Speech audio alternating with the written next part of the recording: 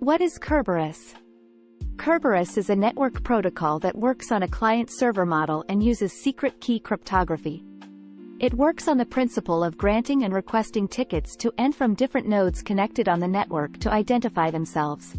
What are the components of the Kerberos Authentication Protocol? 1. The server. 2. The client. 3. The Key Distribution Center, KDC, which is further divided into two parts, i.e. I. The Authentication Server and A. The Ticket Granting Service, TGS. What are Kerberos tickets? Kerberos authentication works on the principle of granting access to clients based on the verification of tickets. In the realm of Kerberos, two types of tickets are found. 1. The Ticket Granting Ticket, TGT. 2. The Service Granting Ticket or Service Ticket, STREET. How does Kerberos authentication work? The entire Kerberos authentication process follows two authentication phases. 1. Initial authentication. 2. Secondary authentication.